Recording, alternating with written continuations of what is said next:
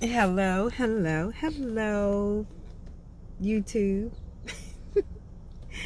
I was about to say the wrong thing. How is everyone today?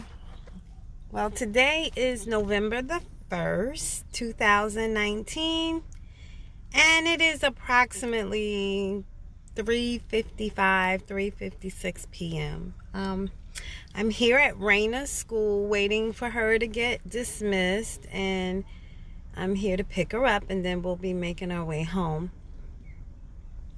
I wanted to share just a few things today. I really only make these videos for myself, just to sometimes just get something out into the atmosphere that is on my mind, and so that's why I'm here today. Yesterday, of course, was Halloween, and we don't celebrate per se Halloween because I do understand the beginning of Halloween, how it came to be, and so therefore I'm not going to pretend that I don't know.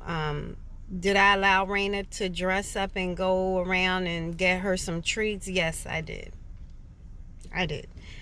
Um, Before moving to South Florida, we used to fly from our hometown here where we live now just to attend the fall festival that the church that we love, Christ Fellowship, would have every year since we knew about them.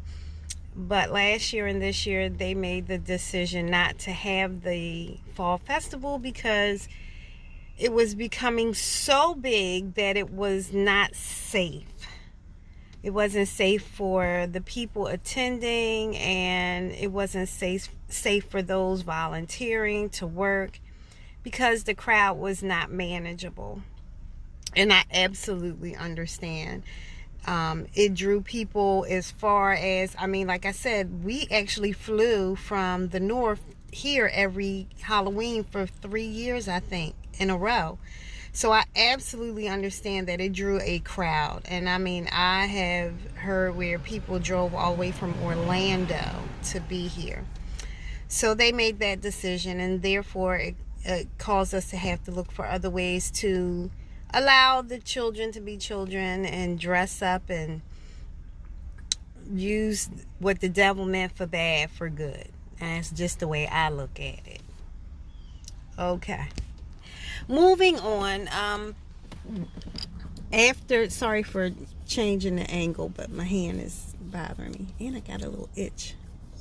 Okay, so anyway, what ended up happening is my son and my grandchildren and his wife came to our community to walk the grandchildren around also, to participate in the activities of the community, and so they had a great time. Unfortunately, when my son and his family returned home, he found out the devastating news that one of his brothers, one of his Marine brothers, took his life. I cannot express to you how devastating it is to hear something like that. I never met the young man. I don't know him, but it affected my son to the point where he was crying uncontrollably.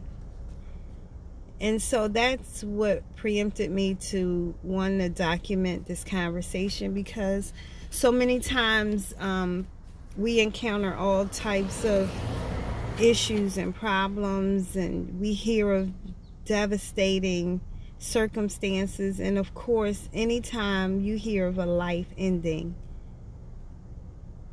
it's devastating. And so therefore, even for this young man to go and leave this earth by his own hands, it makes you just contemplate and wonder, and you ask a lot of questions. Why? But one thing I came to realize when I was talking to my son and trying to console him it's nothing that I can really say. It's nothing that anyone can ever say. And I think so many times people don't want to be honest. You don't always know what to say. You don't always know the answers. And we beat ourselves up and we lie and say cliche things to make things feel better for us, like we're helping someone. But there are times when you just don't have the words. You just don't have the answers. And human nature is we want to solve problems. I get that part. But we also need to be honest. Can we just be honest? And so what I want to share is that I did talk with my son. He was prayed with, he was talked to, but I couldn't sugarcoat his pain. I couldn't say, well, it'll be better. It's okay. No, it's not okay. It's not.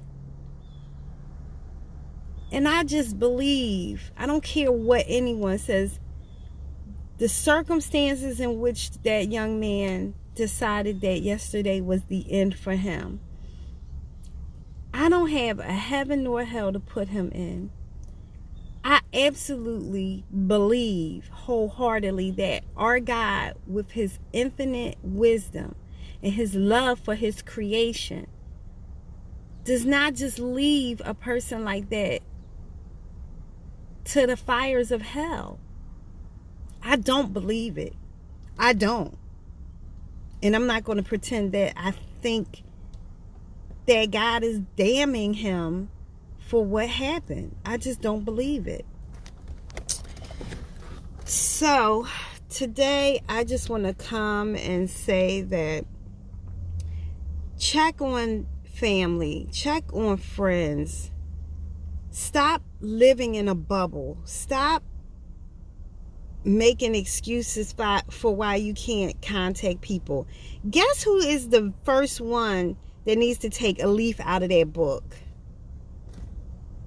Me. And it hurts a lot when we don't take the time to call people and to stay connected, and you get busy and all those things. Yeah, but you make time for what you want to do. Let's be clear.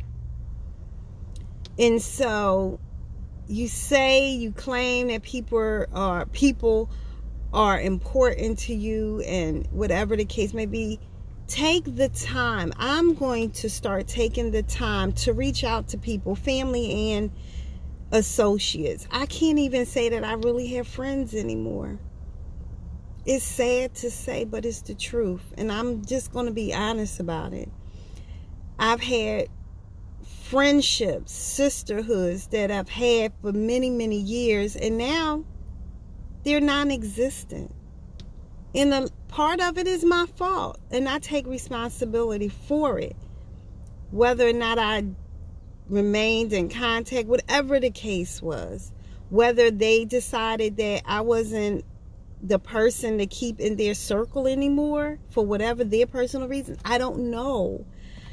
All I know is that my mother used to say this all the time. Let me digress.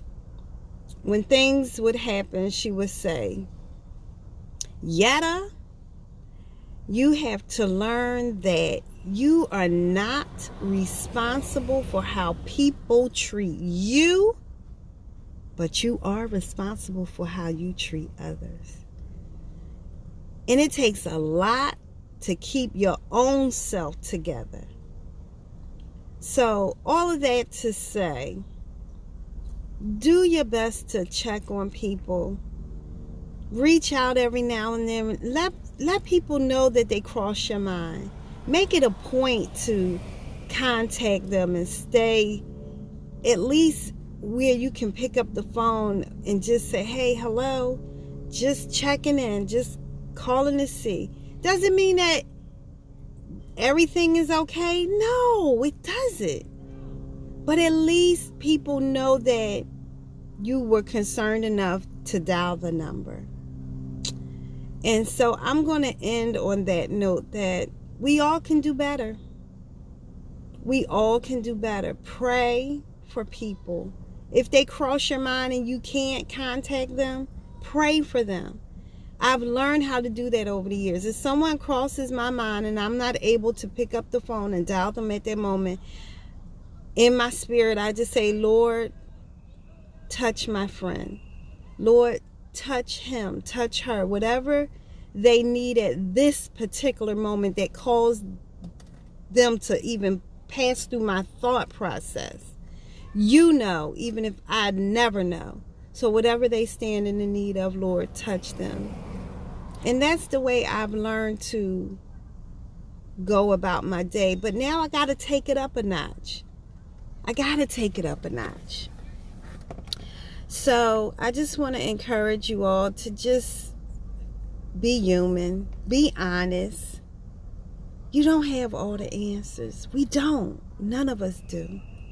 Doesn't mean we love any less. No. No, it doesn't. So stay encouraged and know that no matter what, God is still in infinite control, whether we like it or not. Whether bad things happen or not, He is still yet in control. But He will not go against our will. He won't. He will not make us choose. It's still up to us. So, I love you, and whoever sees this, they see it, and I hope you get something from it. But I'm honestly at the point in my life where I just want to be honest. That's it. I just want to be honest because I'm human. It's not an excuse. It's who I am. It's who God created me to be. I'm a spirit being clothed in humanity. So, that's who I am. Well, guys, Raina will soon be coming out of her building, but I just had to share that with you. Pray for the young man.